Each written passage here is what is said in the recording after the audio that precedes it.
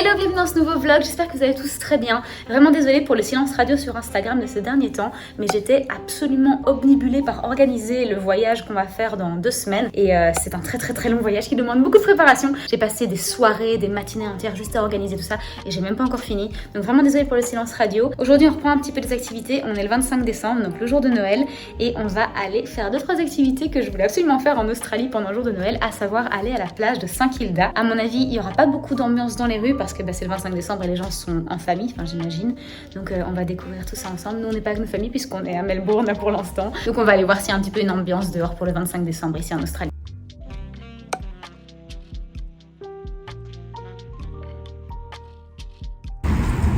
Bon, il n'y a absolument rien d'ouvert pour manger dehors comme je vous ai montré. Le seul truc qui est ouvert c'est le McDo. Mais j'ai pas eu envie de manger gras donc je vais prendre du sucre et du coup de la glace en McFlurry. On va voir un peu ce qu'ils proposent en Australie au niveau McFlurry. Parce que ça j'aime beaucoup.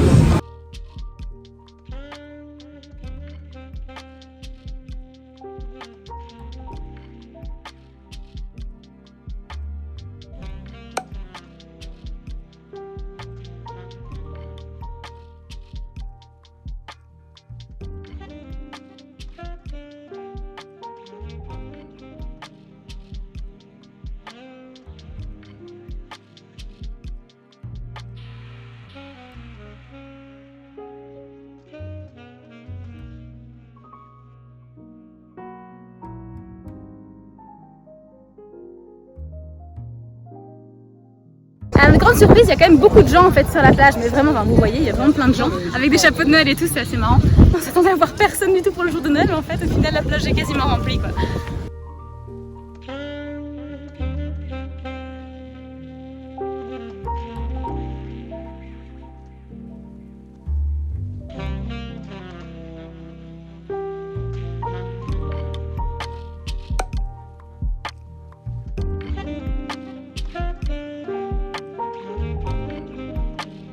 On a pu se courir jusqu'à une zone un peu résidentielle, c'est ici parce qu'en fait il y a des trams et donc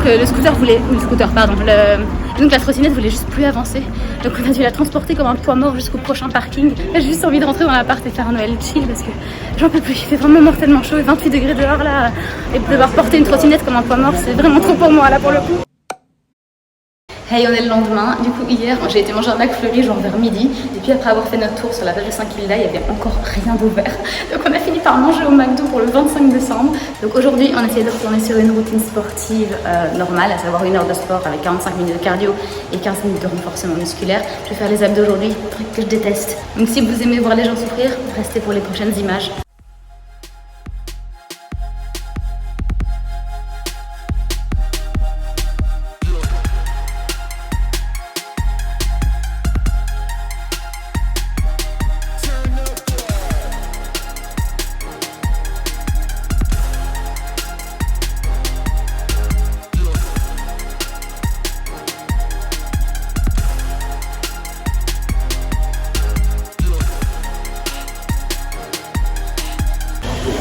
Mon élastique à cheveux m'a lâché il y a 5 minutes. Quand j'ai voulu m'attacher les cheveux, il m'a éclaté en main.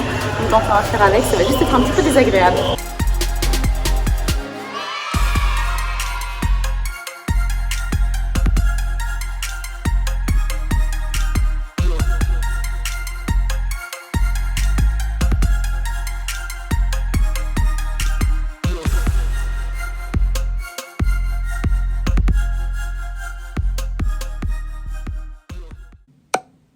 La semaine dernière, j'ai acheté mon produit blondissant parce que je suis pas exactement aussi blonde que ça. La réalité, c'est que je suis plutôt comme les racines ici, donc châtain clair. Je trouve que c'est un petit peu fade. Du coup, j'utilise ceci depuis à peu près une dizaine d'années. Pas sponsor, j'ai zéro sponsor de toute façon, donc ne vous inquiétez pas. C'est tout vraiment des produits que j'utilise.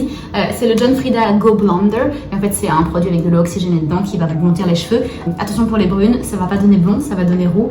Donc si jamais vous voulez devenir rousse, c'est peut-être une idée, mais si vous voulez devenir blonde, ça marchera pas. Il faudra passer chez un coiffeur. Je pense que vous pouvez savoir si vous avez genre une prédisposition à être blonde si quand vous allez au soleil vos cheveux blondissent très fort et dans mon cas dans mon cas, il y a quelques mois de ça, on était à Grenada, et donc dans les îles Grenadines et les îles Caraïbes, et il y avait tellement de soleil que j'ai pris au moins 2 shades de blond. Et la semaine dernière, j'ai acheté ce produit-ci, je l'ai déjà fait une fois, donc là on voit déjà que c'est un peu plus fondu. J'aimerais encore le refaire, je ne vais pas vider la bouteille parce qu'il y en a un peu trop, mais j'aimerais encore le faire une fois juste pour vraiment que ça égalise bien. Donc je vais devoir me concentrer vraiment sur les racines et moins sur les longueurs, parce que je trouve que le blond de la longueur me suffit vraiment juste pour les racines, parce que là dans la prochaine destination où on va, je suis sûre et certaine que j'en trouverai pas parce qu'il y a 0 blond, ou en tout cas si les gens veulent blond, ils sont obligés de passer par le coiffeur. Donc je vais mettre une dernière fois ce petit spray là avant de partir de l'Australie, et puis abandonner ce qui reste malheureusement. Si jamais vous êtes blond ou châtain clair et que vous voulez un petit peu raviver votre blond, franchement je le conseille 1000 fois, ça fait 10 ans que je le mets. J'ai les cheveux assez fins, du coup je suis obligée d'espacer pas mal les applications, donc là ça fait une petite semaine que je l'ai fait, donc je pense que c'est bon. Cette fois-ci je vais utiliser un sèche-cheveux, la dernière fois je l'ai pas fait, j'avais juste emballé mes cheveux, je les avais laissés un peu reposer pendant 30 minutes,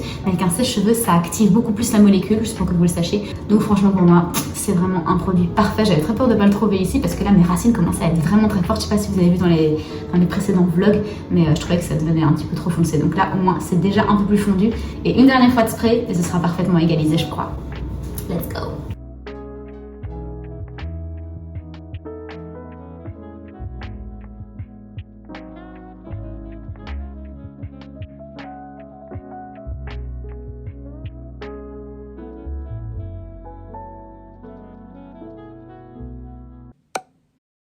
Je vais aller faire les courses, du coup je vous montre un petit peu le retour de course. Je pensais que vous avez pris la dernière fois, donc pourquoi pas recommencer.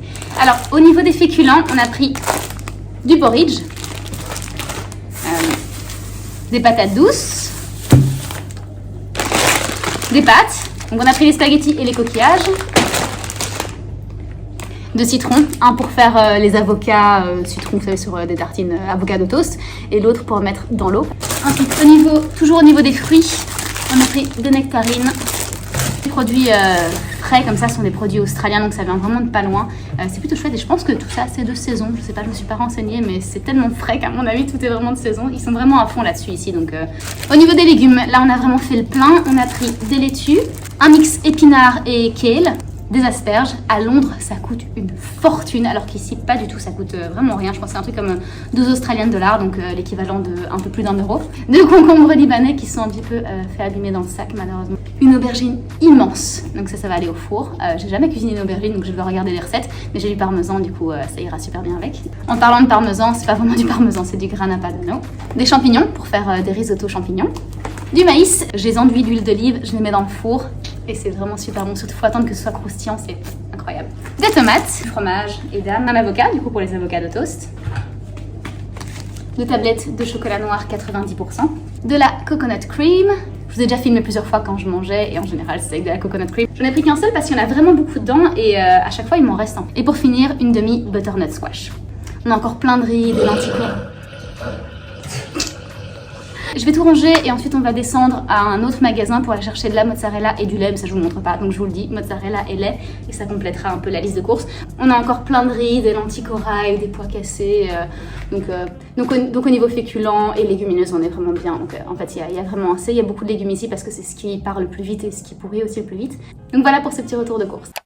C'est déjà la fin de ce vlog, j'espère que ça vous a plu. Écoutez, c'était plutôt chill étant donné que c'était le week-end de Noël et ensuite c'était Boxing Day. Boxing Day c'est une fête nationale liée à Noël, bon, il y a tout un concept autour de ça qui vient des pays anglo-saxons, d'Angleterre à la base. Donc à Londres j'étais déjà habituée à Boxing Day, et apparemment l'Australie étant donné que c'était, je sais pas si c'est encore un pays du Commonwealth, ils ont aussi adopté le Boxing Day. Donc au final c'était 2 jours fériés, donc il n'y avait pas des masses de trucs à voir dans la rue, donc vous avez vu un petit peu ma routine de sport. Peut-être que vous avez été impressionnés par tout le sport que je faisais. C'est vrai que j'ai pas tenu beaucoup cette routine sportive ces derniers temps à cause de l'organisation du voyage prochain, donc celui qu'on va faire dans 1 semaine et demie à l'heure où ce vlog est posté. Donc un peu désolée d'avoir fait une vidéo qui à mon avis est un peu courte, j'ai pas encore fait le montage mais j'imagine qu'elle va être un petit peu plus courte que d'habitude, mais j'espère quand même que ça vous a plu et que ça vous a donné quand même un bel aperçu de ce magnifique pays qu'est l'Australie, et on se revoit très vite pour une prochaine vidéo. Surtout n'oubliez pas de laisser un pouce en l'air, laisser un commentaire si vous avez quoi que ce soit comme question, si vous avez quoi que ce soit comme recommandation, je suis plus que preneuse, et n'oubliez pas de vous abonner à la chaîne bien évidemment, et on se revoit bientôt pour une prochaine vidéo. Ciao ciao.